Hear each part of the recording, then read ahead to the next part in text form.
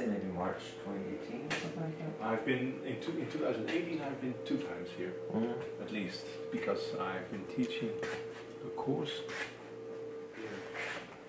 Yeah, and you gave lectures later, right? But those were online. Yeah, and you're gonna do a similar one for students in this year, right? For the TRSO cohort. Yes, I'm gonna give on next Friday a lecture, and the Friday beyond. And next Friday I'm gonna talk about things you know already, or you should know. Oh no, there's always room to learn. And next week I'm gonna lecture on social resilience. I've done research in the past 10 years on social resilience, and actually we developed a monitoring device for measuring social resilience. So, and that's a subject which I love quite strong, because it's linked to also to labor market issues, and I used to be head of a department in labor market issues, and it helps also to be my. I used to be done a lot of work for the trade unions and for on labor market issues, social security, and how you get people, unemployed people, back to work. I used to be chair of a foundation which was involved in helping unemployed women to get a new position on the labor market, and that's really. It's one of the things and it's exactly what we're probably gonna do in the project, right? Yes. Yeah, that's actually so. I have a lot of experience actually in these. I remember that in the lecture you gave, you were mentioning how March I think, you were still doing some final reports for Telos and I can remember the bank. BNG Bank. BNG, yeah. So you were mentioning about kind of the last reports for some indicators, right? Yeah. I actually next Wednesday I'm going to talk about BNG Bank and how this type of model actually could be interesting for Newfoundland, because BNG Bank is a public bank, and it's founded by the municipalities, and it's actually getting money out of the capital market for municipalities, and it's lending to municipalities at low interest rates. Yeah, no, I remember it sounds amazing from what you were talking in the lecture. Yeah, so that's interesting, because that's a way of funding which it could not be copied in the same way in Canada, but the model as such is becoming popular in Europe as well. So what we see, and we've been working with the bank since 2014, when they came to us and they asked us to, we have developed our monitoring device in monitoring the sustainable development of all municipalities in the Netherlands. So, and what they wanted to do, they wanted to develop sustainability bonds, bring them on the international capital market, get money out of the international capital market, and lend this money to municipalities in order to help them to finance all kinds of activities. And this model,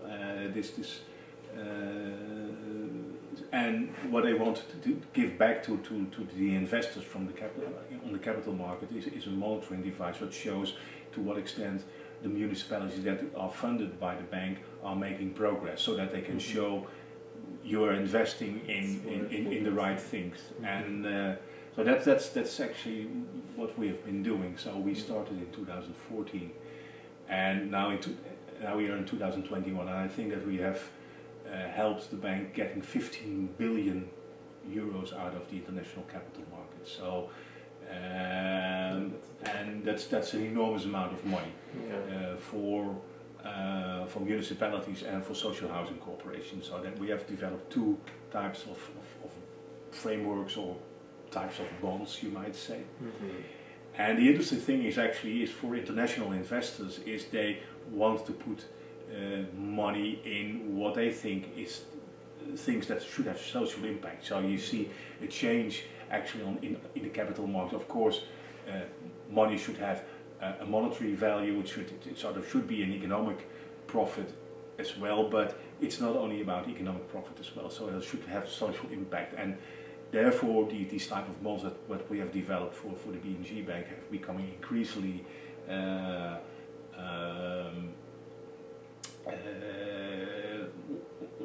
interesting for international investors. So they've become popular. Yeah, and probably already being replicated in other European. Of course, there are all kinds of green bonds and so on and so on. The difference is, of course, is that BNG Bank is a public bank, so it's owned by the state of the Netherlands and by the Dutch municipalities. They have, you might say, and water boards have some shares in it, and the provinces. But all the owners of the bank are public bodies, and that means that makes on the one thing that for international investors. The Dutch state is guaranteeing, you might say, the loans that they're provided. So investors don't have any risk. So they have a high rating from Moody's, Standard & Poor's, and Fitch, AAA. So higher is not possible. So there's low risk, and at the same time they are delivering a lot of social impact, which is for international investing becoming increasingly important, and we can show to what extent they have making results. And if the bank is making profit, then part of this profit goes back to the shareholders, which are public bodies, which are the state of the Netherlands, are the municipalities. They can use it. So they use it again. Yeah. So that's the interesting thing. And they, because they are AAA rated. The interest rates which they are lending on the capital market are very low, so they can give low rates through to the municipalities. So if a municipality is lending the money from the BNG Bank, it's the lowest rate they can ever get, or possibly the lowest rate they always ever can get. And at the same time, if the bank is performing well, they are getting a little bit of refunding by the shares they have in the bank. So it's an interesting model. It kind of feeds itself, right? Yeah. Yes.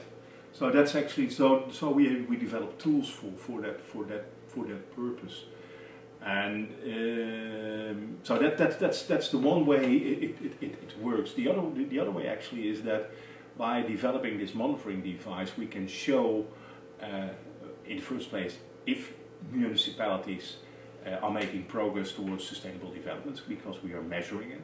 So we can, from year by year, we can see if they are making progress.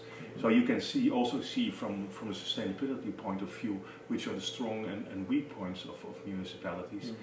And that's actually that's interesting, because that can help municipalities to develop their own strategic plans, because at the very moment that you know these are my weak points, then you could say, okay, I should invest in these kind of things, because that's the one thing.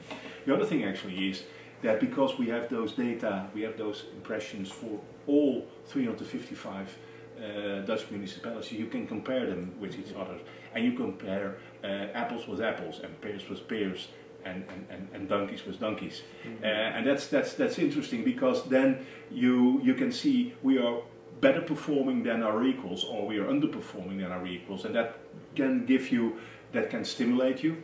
That's the one thing. It can also, from a learning perspective, you could say, okay, why is this similar type of municipality performing better than we do? What can we learn from them? Is there something in their DNA or in the way of working or whatever that makes them perform better than we do? So that's kind of stimulus what you. But at the same time, I feel like they know it's possible, right? Because it's in the same country. Yes, but it's therefore we when we started to do this kind of thing for BNG Bank, they said to us, we want to invest, we want to lend to the best performing municipality, and we say that's not fair. Oh yeah. That's not fair, because actually in our vision you should invest in the poorest performing, because then from a sustainability point of view perhaps you could have the most impact. That's the one thing. And the other thing actually is that if for instance, you have municipalities with an historical background in industries, in old school industries, with a population, a labor population which is poorly educated, etc., etc., with quite often a lot of environmental problems, polluted soils, and so on, poor infrastructure, and go on. They are performing always poorer than newly established towns with young, innovative people living in. So, if you make a fair comparison, you should compare apples with apples. So therefore, we developed a typology which helps us to make a more fair comparison, and we negotiated with the bank, you might say, and said we want to use this typology in order to come to a good selection. So you're not choosing the best 100, but you're choosing in each of the types in this typology you select the best performing. So then you have a more fair comparison. That means that if we make a list from 1 to 355, that even in the bottom municipalities are allowed to be funded out of this bonds. Yeah, and I would imagine if they would be only investing in the best places, people would just like migrate looking for work and other things, right? If they were in the region that are underperforming, let's say, right? Yes, but if you that's not that easy, because if you, for instance, the labor market for lower educated people is much smaller than for higher educated people. Mm-hmm. Lower educated people, certainly in the Netherlands, we always say in a surrounding of 20 or 30 kilometers, people are looking for their jobs, whereas the higher educated people have the Netherlands, you might say, as the labor market, or the international world as the labor market. So depending on your skills, on your education, you see that your labor market radius is much smaller or larger, depending on your skills and on your education. Yeah. So the mobility, you might say, of the worker is not as big as you think. Perhaps here in Canada it's different, but at least in the Netherlands it's not that. And people are attached to their surroundings, and certainly what we see quite often is that people with lower education are more attached, are more to their surroundings than people with higher education, because the world is their, you might say, is their living environment. Mm-hmm. It's interesting if the bank said initially that they wanted to support the highest performing municipalities according to the indicators, because like my sense with the Newfoundland and Labrador, kind of provincial government and federal government often, I think, take kind of a back the winners approach. And I'm learning a little bit about regional innovation and stuff like that these days, and it seems like in the EU there's been a little bit of a learning over time that it only exacerbates existing inequalities, where regions that haven't been favored by by global systems and policy and stuff just start to keep going on that same path instead of trying to kind of turn things around. So I don't know, have there been discussions with your work? Actually, that was, of course, actually what you're mentioning was actually the reason why we were objected to their wish to pick only the top 100, because then you're backing the winners, and from a sustainability point of view, actually that's even also not correct, because then you're doing more or less the same as what in the old economy thing people are doing, is backing the winners, and the winners are those regions or those municipalities which are performing in economical terms best. So they have the highest GDP per capita. That's actually the way how we are measuring things. And but then we talk about broad welfare, we're talking about well-being, then more issues are at stake. And I think one of the important things, and that's why And that's the discussion which we're having now with them is, and that's the discussion we have in the Netherlands and probably elsewhere in the world as well. We had in 2009 we had this big European conference Beyond GDP, and actually it was the starting point of thinking about that when we are talking when we are measuring welfare, then we should not talk not only about economic indicators, but we talk about social indicators and about environmental indicators as well. So we are incorporating, you might say, these kind of values in your measurement.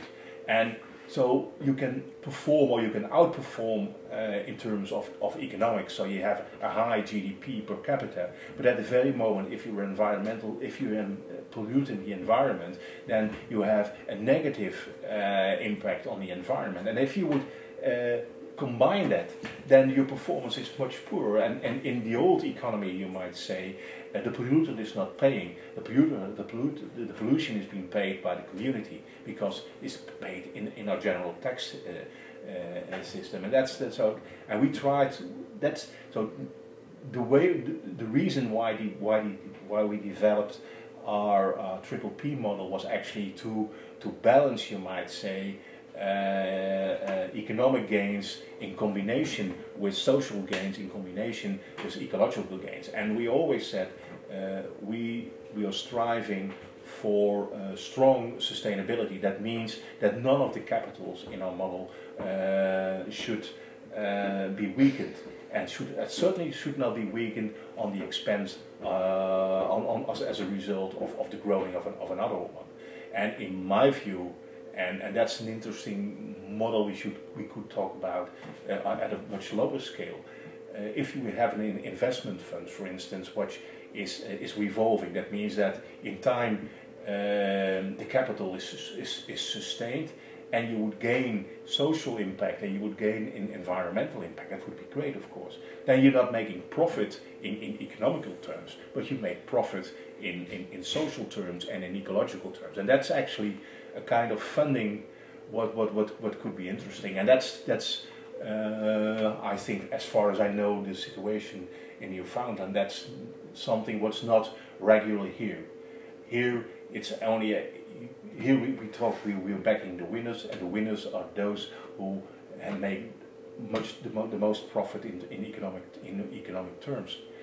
And what I understand Doug May quite well, that he's saying, on the one hand we are perhaps performing as Newfoundland in a poor way, but at the same time when we talk about the other indicators in terms of quality of life, then we are outperforming the rest of Canada. So is it now poorer or better here?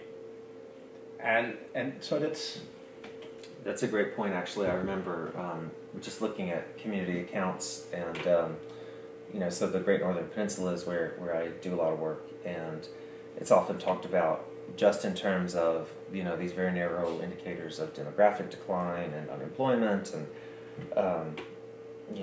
all those kinds of things, which are important. But if you look at other data, for example, I believe out of a handful of regions across the province, people on the GNP said they had the highest sense of belonging to their community out of anywhere else in the province. You look around and compare it.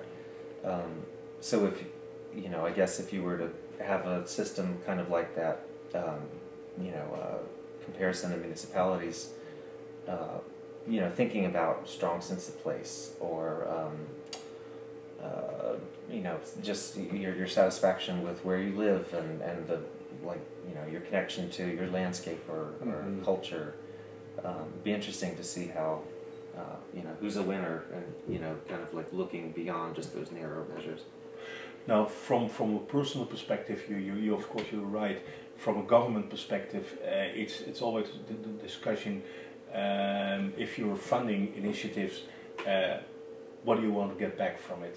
And in my view, a revolving fund should be okay, because that means that you maintain the fund you have, and if you have ecological gains, and you have in terms of maintaining the landscape or improving the landscape, and people are feeling well and that they're feeling healthy and they live longer, etc., etc., then for me it's a beautiful project. I can imagine that from a government perspective you say, I'm not willing to invest in projects which have which in the end would have that the fund would be or they're multiplying. would be